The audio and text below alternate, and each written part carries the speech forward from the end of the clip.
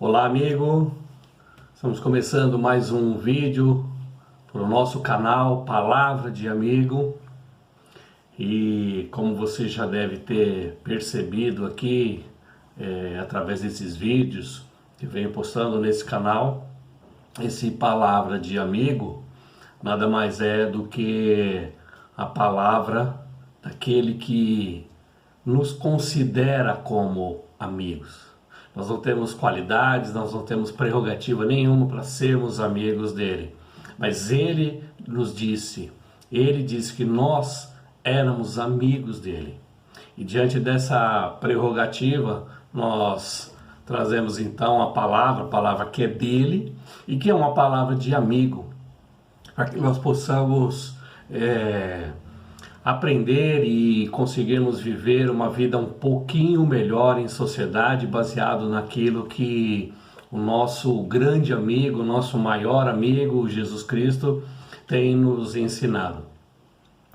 Na meditação de hoje, esse vídeo de hoje, hoje dia 11/4, o sábado, véspera da Páscoa, amanhã dia 12 de abril de 2020, nós estamos comemorando a Páscoa.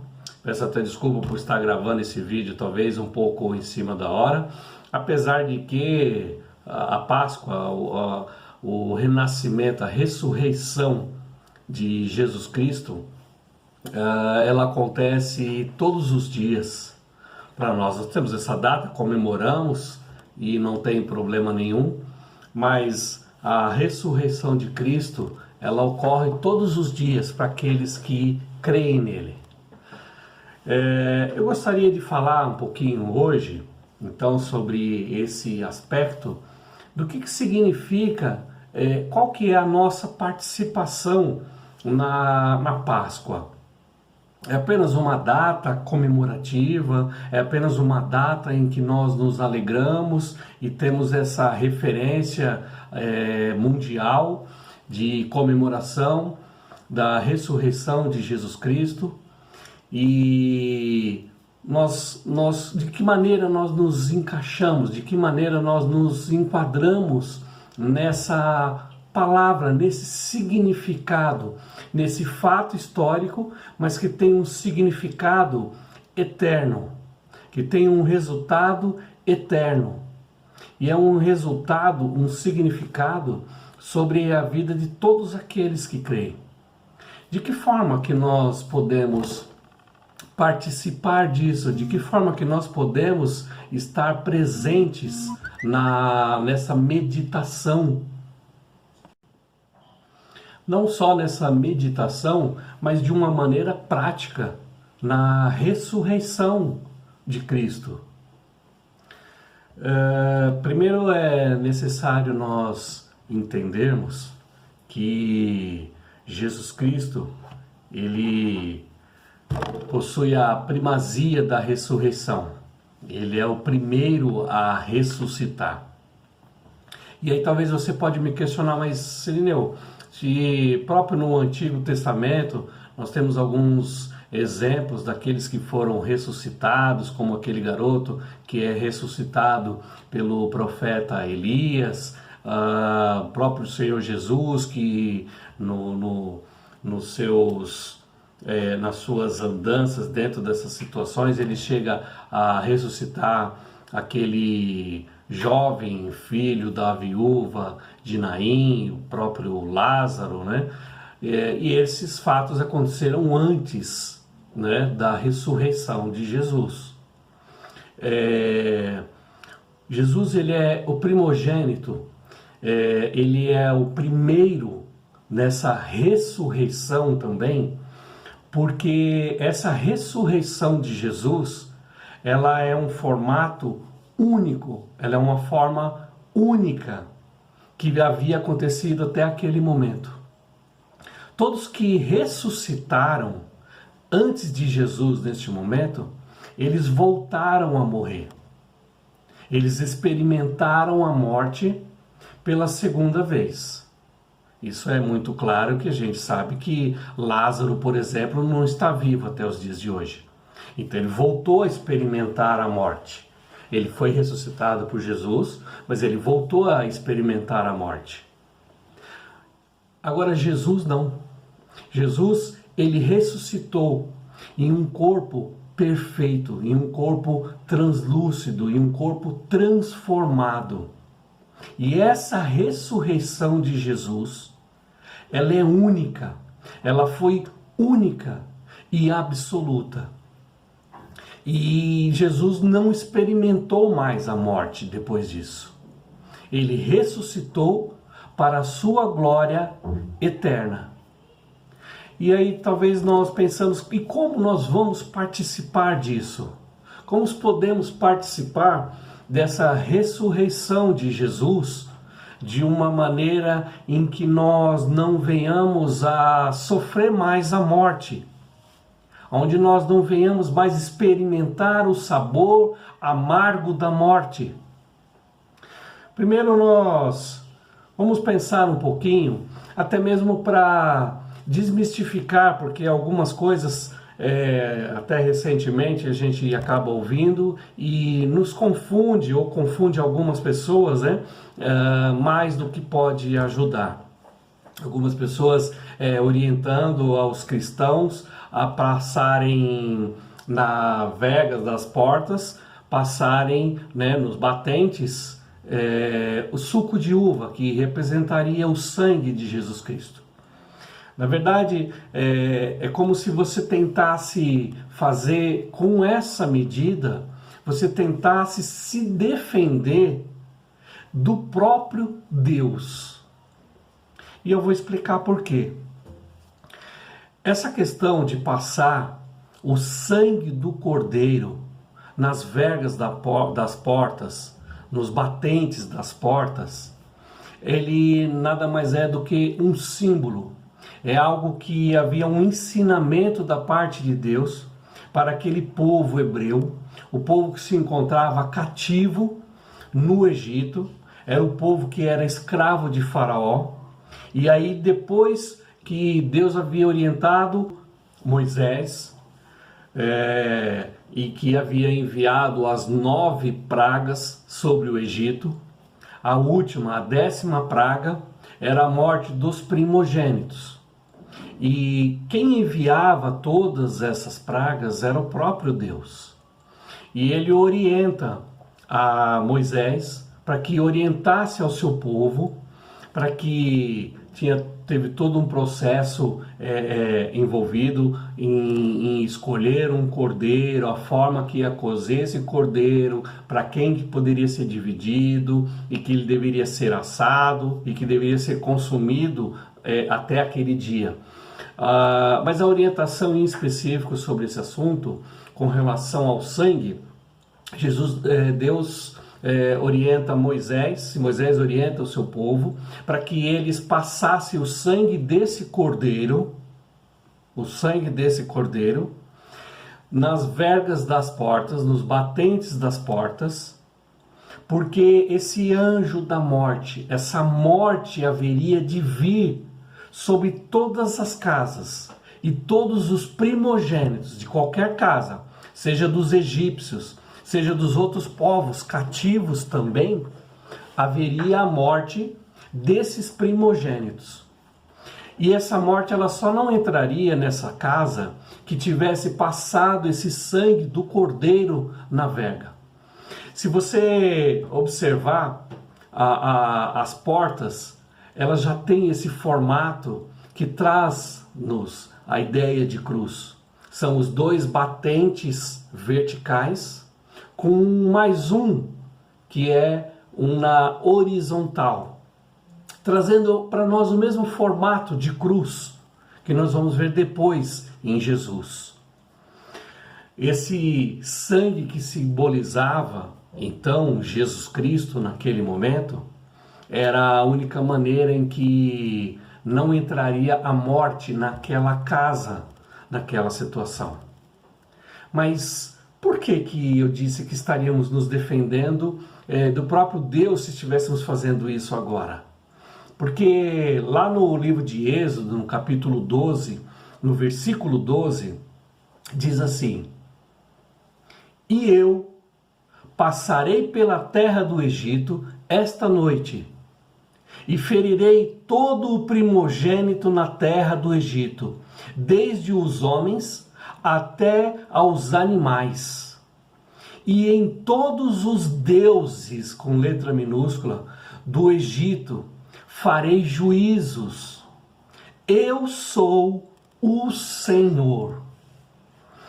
Isso é palavra de Deus orientando Moisés. Então é o próprio Deus que está dizendo que ele viria à noite e ele feriria com a morte do primogênito. Então essa orientação que Deus passou naquele momento simbolizava justamente isso. A morte daqueles que não estavam lavados e remidos pelo sangue do Cordeiro, que naquele momento era um símbolo, sempre foi um símbolo, porque sempre houve a necessidade de que viesse o Cordeiro. Assim como João Batista anuncia a Jesus quando vai encontrá-lo no Rio Jordão, e ele diz: eis o Cordeiro de Deus que tira o pecado do mundo. Ele é o único que tira o pecado do mundo. Aqui nessa ocasião foi um símbolo para que esse povo enxergasse, para que esse povo entendesse. É uma revelação progressiva que Deus vai fazendo, para que esse povo entenda e para que aqueles povos que vêm depois deles possam compreender a necessidade da vinda do Messias, da vinda do Cordeiro de Deus, e que ele fosse morto, para que ele fosse morto, sacrificado na cruz, e que o seu sangue é que livraria da morte. Tanto é um símbolo que todos esses que estiveram com o sangue do cordeiro, desse cordeiro, um animal mesmo, que eles sacrificaram e comeram a carne desse cordeiro, eles vão colocar sobre as suas vegas das portas e tudo, e não há morte do primogênito, mas esses mesmos primogênitos que são poupados, eles morreram, nenhum deles estão vivos hoje. Eles foram guardados naquele momento, naquela ocasião, daquela morte que viria sobre os primogênitos, como a 10ª praga, para que Faraó entendesse que ele estava lidando realmente com o Deus verdadeiro e que esse Deus verdadeiro teria esse poder. E ao mesmo tempo ensinando o povo que a libertação, a passagem da prisão para a liberdade, a passagem da morte para a vida, estava acontecendo naquele momento, mas estava sendo marcado e simbolizado através do sangue do Cordeiro. Esse Cordeiro que haveria de vir para tirar o pecado do mundo. E assim houve esse ensinamento. Assim houve esse entendimento, tanto é que nós tratamos disso nos dias de hoje. Mas eu propus no começo como que nós podemos participar. De que maneira isso pode atuar sobre as nossas vidas de uma maneira efetiva. O que é que nós precisamos fazer nos dias de hoje? O que é que nós precisamos ter nos dias de hoje? Já que não é para nós matarmos um cordeiro, passar o seu sangue na verga da porta, ou mesmo não é para nós passarmos o sangue de uva, o sangue de uva não, o suco de uva, ou um vinho que seja, não é para passarmos isso na porta, para estarmos participando dessa Páscoa, mas para que nós venhamos participar dessa Páscoa, da ressurreição de Cristo, e entendermos e fazermos parte da obra que o Senhor Jesus realizou sobre as nossas vidas, sobre a humanidade, sobre a eternidade, ao morrer naquela cruz e ao ser ressuscitado. Nós precisamos do Espírito Santo de Deus. Nós precisamos estar habitados pelo Espírito de Jesus Cristo. E para que nós precisamos? De uma forma geral, tanto na nossa vida, na condução da nossa vida no dia a dia, mas especificamente com relação à ressurreição de Jesus Cristo. E aí então, isso como agiria, como funcionaria sobre as nossas vidas?